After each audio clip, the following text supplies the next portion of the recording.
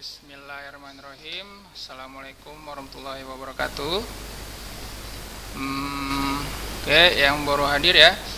Ini ada si Muhajir, Gadif, sama Manzal. Ya, coba hidupkan mic-nya Manzal. Muhajir, Gadif, mic sama videonya ya. Oke.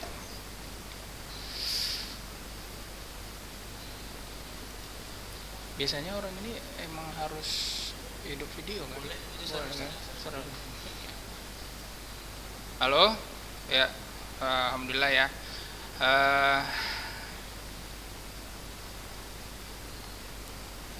Ya, apa kabar Muhajir, Gadif? Udah? Alhamdulillah ya. Masya Allah. Udah sarapan semua belum?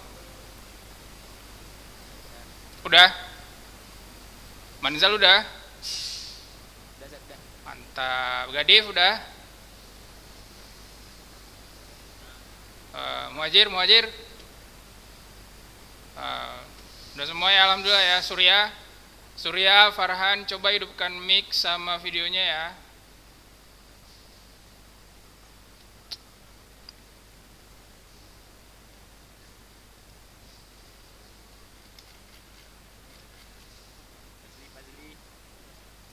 Tunggu ya.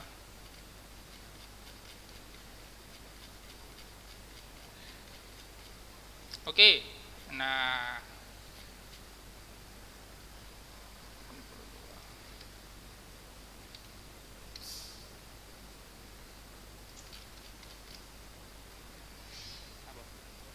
oke, nah, halo semuanya. Nah, jadi kan ini langsung kita mulai aja ya. Oke, Farhan, Fazli, Hiban, Torik. Oke, nah semuanya yang baru hadir, ini anak harap semuanya hidupin video sama mikrofonnya, ya, mikrofonnya. Jadi semuanya Anda mau bisa interaksi pada antum semua ya. Oke. Nah, atau enggak gini aja. Semuanya wajib hidupkan video, cuma suaranya dimutkan aja nggak apa-apa. Ya. Suaranya dimutkan aja nggak apa-apa. Yang penting videonya aktif. Oke? Ya. Mutkan aja, nanti kalau misalnya Anda minta suruh aktifin. Oke ya. Ini Farhan, Ihsan, Hafiz, Hiban, Nabil, Fitrah. Nah, kayak anak harap semuanya itu hidup videonya, suaranya juga dimatikan juga nggak apa-apa. Oke, nah, Bismillah. Nah, hari ini kita akan mempelajari tentang pencernaan makanan. Minggu lalu kita sedikit terkendala ya, karena ada yang namanya kesalahan kelistrikan atau kesalahan teknis. Nah, insya Allah nanti Ana mau menunjukkan suatu video tentang perjalanan makanan dari mana datangnya sampai kemana di akhirnya, ya. Oke, nah jadi ini Ana akan share video mana dia? Ya, antum nampak nggak videonya nih? Gambar bola lampu nampak nggak? Nampak ya? Oke, nah ini suaranya Anda matikan dulu ya, nanti Anda jelaskan aja secara manual. Oke, semuanya udah siap ya? Nah, untuk perhatikan baik-baik ya videonya ya, nanti sekaligus apa yang Anda bilang juga. Ya, oke, ya.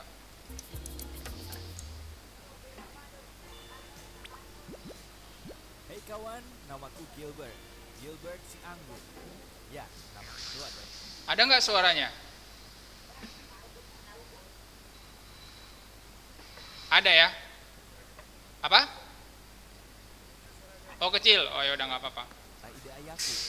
Omong-omong, hari ini aku akan melakukan perjalanan seru ke dalam tubuh manusia. Nah, ini perjalanan makanan si anggur ini ya. Mulai ketika manusia menuju ke ruang makan siang kantor, membuka kotak makan siangnya dan menemukanku di sana.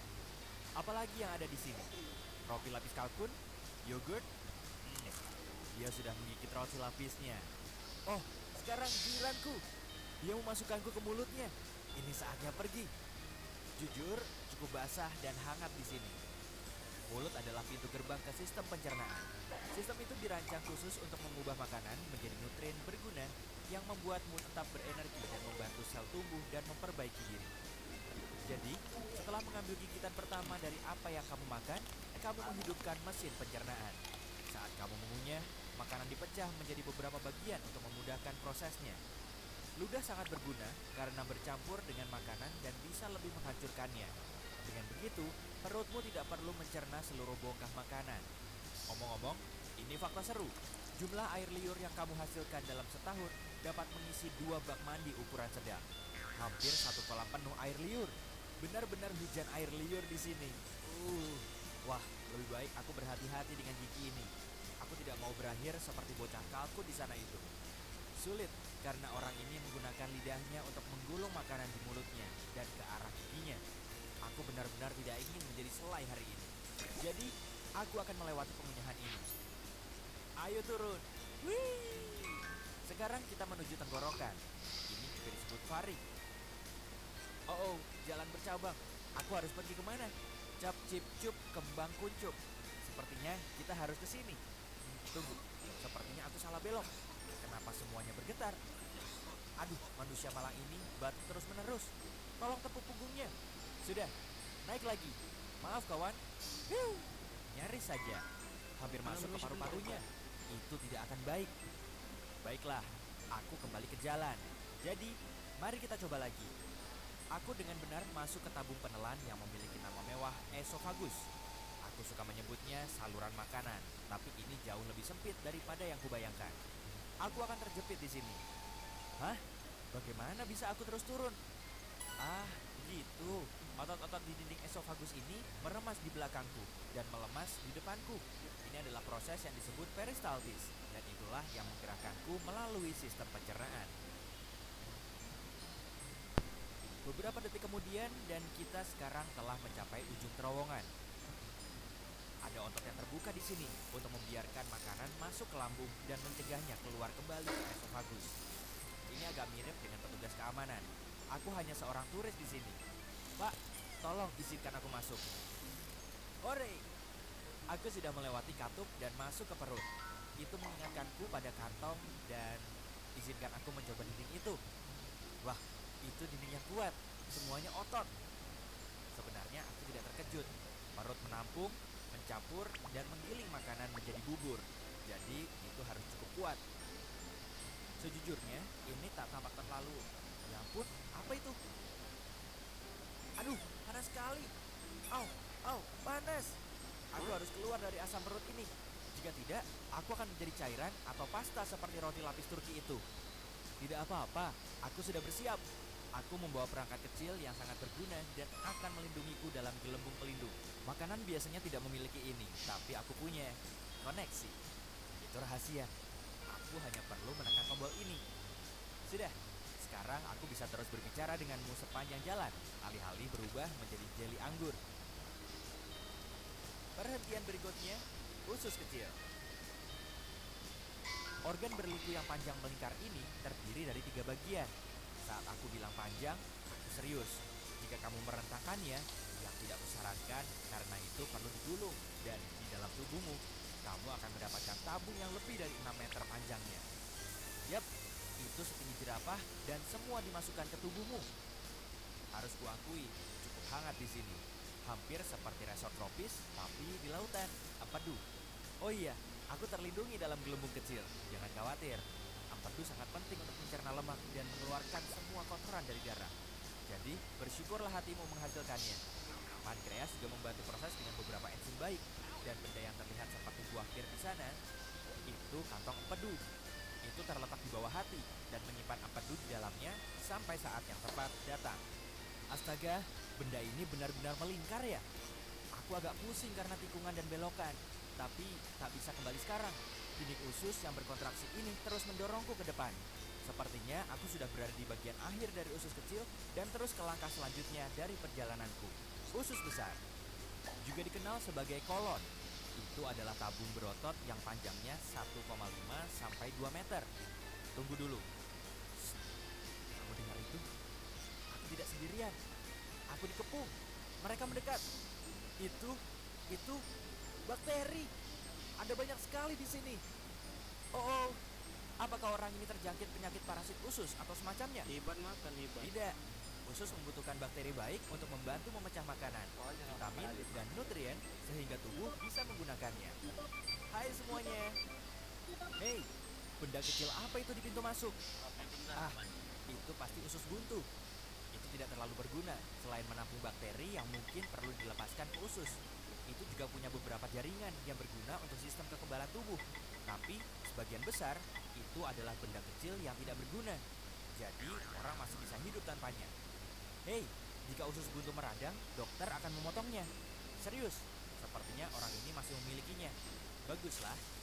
Omong-omong, kita sekarang ada di usus besar dan aku senang. Di sini agak lebih luas. Jika tak memakai gelembung pelindung rahasiaku yang mewah, aku pasti akan berbicara kepadamu sekarang sebagai bubur ampas air kuningan. Saat kontraksi otot ini mendorongku melalui usus besar, semua air diisap dariku. Bentuk terakhirku, feses. Yap, tinja, kotoran, apapun itu sebutannya, itu terbentuk di usus besar. Masih banyak bakteri di mana-mana. Mereka benar-benar bekerja keras ya. Tak boleh terlalu sedikit atau terlalu banyak. Jika tidak, kamu akan mengalami masalah pencernaan seperti intoleransi makanan. Mereka juga memainkan peran besar dalam kekebalan tubuh, dan itu sebabnya kamu punya triliunan bakteri di tubuhmu. Terus bekerja dengan baik, teman-teman. Aku dalam perjalanan melalui kolon kiri. Ketika terlalu penuh dengan feses, kolon memutuskan untuk membuang semuanya ke rektum karena tidak dapat menahannya sendiri. Biasanya memakan waktu sekitar 36 jam bagi apa yang tersisa dari makananmu. Tidak banyak sekarang, hanya ampas untuk mencapai titik ini. Tapi aku sudah mempercepat perjalanan ini karena ada hal lain yang harus kulakukan. Jadi, mari kita menuju rektum. Meluncur! Rektum adalah ruang lurus yang panjangnya sekitar 20 cm. Ini memiliki sensor khusus, seperti ini atau yang ada di sana, yang memberitahu saat ada sesuatu yang harus kamu buang. Mereka mengirim sinyal kepada otak saat feses atau gas ingin keluar. Itu saat kita berpikir, oh, harus ke kamar mandi. Jika saatnya tepat, yaitu kamu menemukan toilet dan sphincter lemas, tara, feses keluar. Sampai jumpa pizza dari sarapan kemarin. Apa? Di sini tidak ada yang makan pizza dingin untuk sarapan. Baiklah, kalau begitu, seperti apa sarapanmu biasanya? Beritahu aku di kolom komentar. Omong-omong, saat momennya belum tepat untuk mengeluarkan feses, sphincter berkontraksi. Sensor rektum itu membantu juga sehingga keinginan untuk mengeluarkan isinya hilang untuk sementara waktu. Kamu seharusnya senang, rektum dan sphinctermu bekerja keras untuk menahan feses ketika waktunya tidak tepat. Seperti saat kamu menyetir ke kantor, berkencan, membeli bahan makanan, tidur. Tapi ketika kamu tidak bisa menahannya lagi, sphincter eksternal memberimu beberapa menit lagi atau berapa lama yang kamu butuhkan sampai kamu tiba di kamar mandi.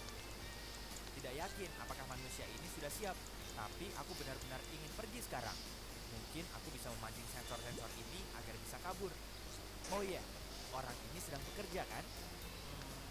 Ini akan canggung. Tentu saja, makanan normal tidak meninggalkan tubuh dengan cara yang anggun. Kamu bahkan tidak akan mengenali makanan yang mana. Tapi bagiku, Gilbert si anggur, aku masih punya banyak hal penting untuk dilakukan. Jadi, hei kawan, ayo ke toilet. Aku pergi ya. Selamat tinggal.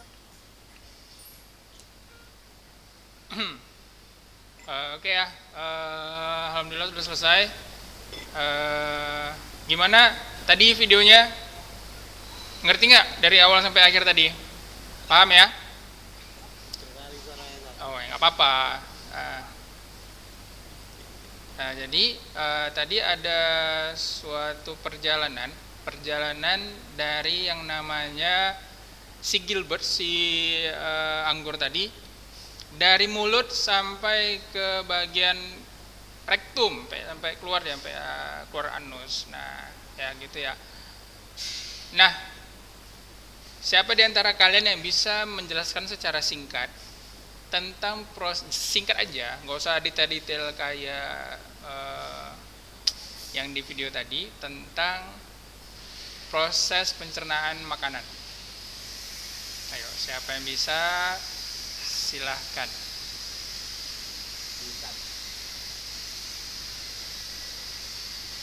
dapat nilai plus ya.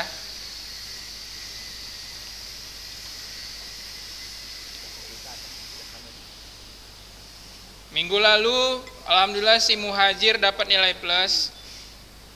Sekarang ada yang mau berani? Ihsan.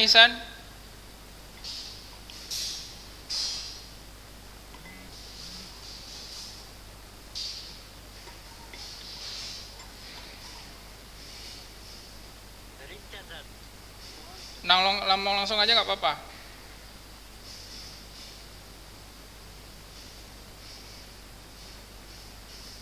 Ayo, siapa? Manzal. Bisa Manzal? Bisa Manzal?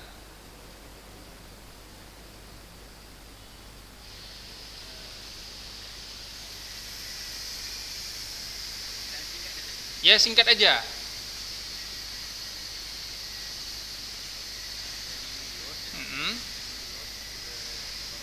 Ya.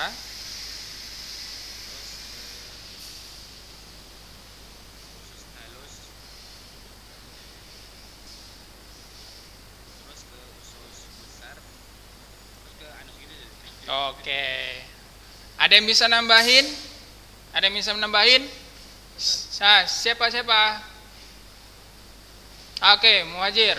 Coba, Haikal. Coba Haikal.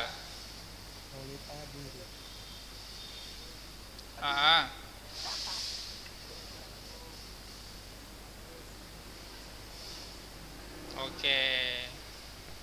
Ntar ya. Manzal, Haikal. Nah. Satu lagi, siapa yuk? Satu lagi. Tunggu, siapa? Manzal, udah Manzal. Ya, Gadif. Coba Gadif.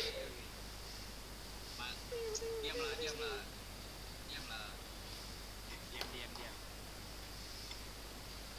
Nah, coba. Makanan isunya secara halus. Oke.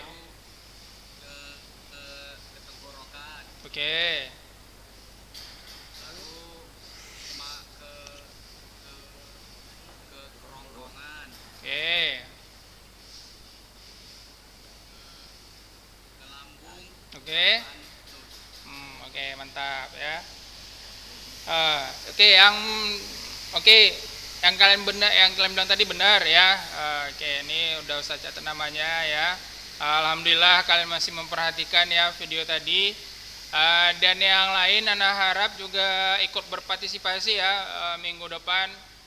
Yang belum pernah menjawab pertanyaan Ustaz, ayo jawab pertanyaannya, lumayan dapat nilai tambahan ya kan.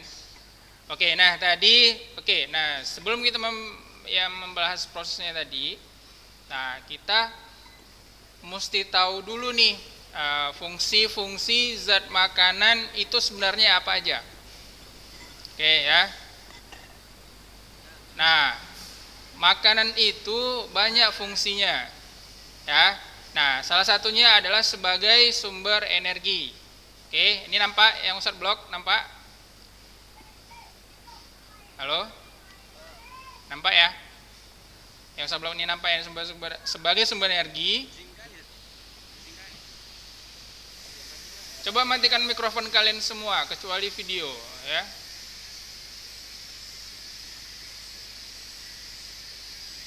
Oke, udah. Udah dengar suaranya? Oke ya. Oke. Jadi makanan itu salah satu fungsinya yaitu sebagai sumber energi. Nah, jadi sebagai sumber energi ini adalah hal yang penting ya untuk melaksanakan aktivitas antum sehari-hari ya, dari itu berkonsentrasi, belajar, mengerjakan pekerjaan rumah, pergi keluar. Jadi kalau misalnya nggak makan jadi lemes, jadi lapar kan gitu. Jadi dia sebagai sumber energi. Lalu yang kedua, makanan juga berfungsi sebagai pertumbuhan dan perkembangan tubuh. Nah, antum sekalian ini lagi masih masa pertumbuhan, ya. masih masa pertumbuhan, antum butuh makan. Jadi antum ini dari makanan tersebut yang mempunyai zat-zat atau vitamin, mineral yang sangat baik untuk tubuh antum, itu membantu antum untuk tumbuh dan berkembang, ya. Lalu ada namanya perbaikan sel-sel yang rusak atau tua. Nah, jadi enggak hanya umur kita aja yang rusak atau sudah tua. Ternyata sel itu juga ada umurnya, ya. Nah, sel itu juga bisa rusak dan juga sel itu bisa tua, ya. Nah, dari bagaimana selnya bisa rusak? Karena bisa dilihat dari aktivitas ataupun aktivitas zat metabolisme kita di dalam tubuh. Nah, jadi semakin banyak itu aktivitas kita, sel kita akan terus semakin banyak bekerjanya. Dan juga umur sel itu pun ada umurnya, ada rentangnya. Contoh kayak sel darah. Nah, sel darah merah itu dia mempunyai umur sekitar 2 bulan, 2 bulan. Nah, mungkin 1 bulan lebih lah, 1 bulan lebih sedikit. Itu nanti bakalan diurai dan dikeluarkan ke air urin kalian. Nah, jadi air urin kalian itu sebenarnya ada beberapa sel-sel darah merah yang sudah mati. Nah, jadi Ustaz, bagaimana kalau misalnya sel-sel darah dalam tubuh kita itu mati semua, nggak ada dong darahnya. Jadi darah kita dari mana datangnya? Nah, setelah itu mati, nanti ada yang namanya tempat memproduksi sel darah merah. Nah, ada yang tahu nggak di mana ini tempat memproduksi sel darah merah? Oke, sumsum tulang belakang. Nah, jadi dia di sumsum tulang belakang antum ini tempat memproduksi sel darah merah, ya. Dan juga ada yang nomor 4, yaitu berperan dalam metabolisme tubuh. Nah, berperan dalam metabolisme ini maksudnya dalam metabolik. Dari kata metabolik yaitu metabolisme proses pernafasan, proses pencernaan, proses antum berpikir, antum bekerja, sistem ekskresi, sistem saraf, dan sistem lain-lainnya.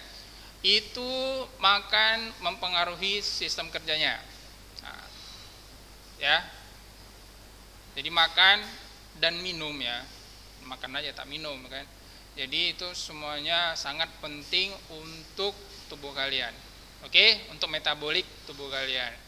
Yang kelima itu sebagai pertahanan tubuh dari bibit penyakit. Nah, jadi kalau misalnya kalian yang jarang-jarang makan nih, sosok mau diet gitu. Namanya diet itu dia rentan kena penyakit sebenarnya. Ya. Rentan kena penyakit. Karena apa? Karena mungkin polanya nggak benar gitu. Polanya nggak benar dan juga itu merusak sistem imun dia. Nah, sistem imun dia itulah yang membuat penyakit gampang masuk. Penyakit imunnya rendah, jadi penyakit pun gampang masuk. Jadi dia kadang suka lemas, kadang dia suka demam, malah bisa kena sampai asam lambung ya, kalau misalnya dietnya kurang tepat. Oke, ya. Nah, sejauh ini ada pertanyaan? Nah, kalau yang mau bertanya silahkan kalau di chat Zoom ya, nanti biar Ustadz jawab satu-satu. Oke, kita lanjut dulu ya. Pertanyaannya di chat aja, ya. Oke. Nah, lanjut ya. Nah, jadi dalam berbagai zat makanan itu ada macam-macam bentuknya. Salah satunya ada karbohidrat. Ini catat ya. Nah, ada karbohidrat, ada yang disebut protein, ada lemak, ada vitamin, mineral, dan lain sebagainya. Oke, nah ini Asna mau bahas singkat aja tentang apa itu karbohidrat dan fungsinya ya. Nah, karbohidrat itu adalah fungsi utama dalam sumber makanan. Ya, sumber makanan itu karbohidrat ini dia banyak mengandung yang namanya sumber energi. Oke.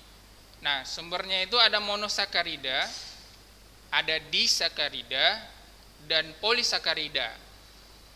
Itu dari karbohidrat ya. Jangan bingung. Nah, jadi gini, karena kunci dari biologi ini adalah sebenarnya kalian nggak perlu bingung yang namanya istilah-istilah biologi, asalkan kalian tahu kunci dasarnya. Contoh monosakarida. Nah, ini monosakarida ini merupakan karbohidrat yang susunan molekul yang paling sederhana. Nah, jadi sederhana itu maksudnya apa? Monosakarida berasal dari dua kata. Pertama mono dan sakarid. Oke ya. Mono itu artinya dalam bahasa biologi itu artinya satu, tunggal. Nah, kalau misalnya satu atau tunggal itu biasanya dia bentuknya sederhana. Sederhana dan dia biasanya sering menyendiri. Dan sifatnya juga sangat baik untuk kesehatan. Nah, oke. Nah, sakarida itu dia merupakan dari nama molekul dari karbohidrat, ya. Nah, jadi kalau namanya sakarida, oh berarti ini ada hubungannya dengan karbohidrat. Nah, ya, sakarid kalau bahasa Inggrisnya. Ya, jadi kalau misalnya ada apa nih nanti ada soal kan monosakarida, apa itu monosakarida ya? Mono satu sakarid, sakarid ini nggak salah dibilang saat itu ada hubungannya dengan karbohidrat. Oh, jadi ingat aja, oh berarti ini ada hubungannya ini sama makanan. Oh, ini ada hubungannya nih sama karbohidrat. Oke? Nah, ingat, monosakarida itu molekul yang sederhana. Nah, lalu ada namanya disakarida. Nah, di itu artinya dua. Di itu artinya dua dalam bahasa biologi. Lalu ada lagi namanya bi. Bi kalau ada kata-kata bi itu berarti dia ada dua molekulnya atau ada dua sifatnya, ya. Oke, lalu namanya poli. Nah, poli ini artinya banyak. Poli ini artinya banyak, ya. Jadi ada mono, ada di sama poli. Nah, kan ini tersusun dari atas banyak molekul-molekul. Oke. Jadi monosakarida ini adalah satu molekul. Kalau misalnya di ini terdiri atas dua monosakarida.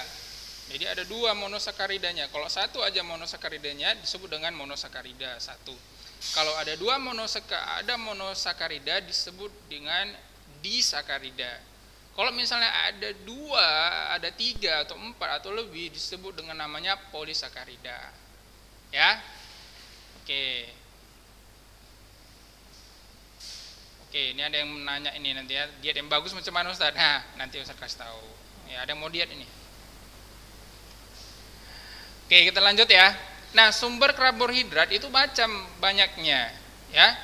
Ada dari roti, gandum, nasi, sagu, itu banyak karbohidratnya ya. Nah, jadi kalau misalnya ada orang Indonesia makan Indomie nggak pakai nasi, itu nggak kenyang. Karena menurutnya nasi itu adalah kalau nggak pakai nasi kayak ada yang kurang, kayak lapar aja gitu rasanya. Ini running out of time. Close-kan aja. Udah mau habis ya? 1 menit lagi. Waduh. Oke, singkat kali waktunya ya ternyata. Oh, jadi nah, ana harap antum minggu depan antum baca-baca tentang protein, lemak, vitamin dan mineral ya. Nah, nanti ana mau bertanya tentang hal itu. Apa fungsinya, apa contohnya, dan apa sumbernya. Oke? Ingat ya, PR-nya ada protein, ada lemak, vitamin, dan mineral. Ya? PR-nya gampang aja. Apa itu fungsinya dan dari mana sumbernya. Oke? Nah, ini ada pertanyaannya, diet yang bagus. Nah, diet yang bagus itu macam mana? Sebenarnya itu diet yang bagus itu sebenarnya kurangi makan makanan yang berlemak sebenarnya. Minyak itu sebenarnya boleh, tapi sedikit-sedikit aja, nggak usah banyak-banyak ya. Terus bentuk badan kalian itu bagaimana bentuk tubuh kalian itu ditengok dari bagaimana kalian makan. Nanti ada juga beberapa penyimpangan seperti dia banyak makan cuma nggak gemuk-gemuk. Terus dia makan sedikit cuma nggak kurus-kurus. Nah, ada juga macam-macam seperti itu. Nah, itu nanti ada tipe-tipe badan memang seperti itu dan abang ada sifatnya. Oke? Ya. Oke, untuk hari ini itu aja. Nah, nanti jangan untuk berikutnya nanti kita bahas lagi ya. Jangan lupa PR-nya tadi tentang baca fungsi-fungsi mineral tubuh dan fungsinya dan sumbernya. Oke. Sekian untuk hari ini. Terima kasih semua untuk antum semua yang telah ikut dalam materi Zoom ini, materi pencernaan. Semoga Allah mudahkan antum semua untuk mencerna apa yang Anda bilang, apa yang Anda sampaikan kepada antum semua. Oke. Udah ya. Assalamualaikum warahmatullahi wabarakatuh.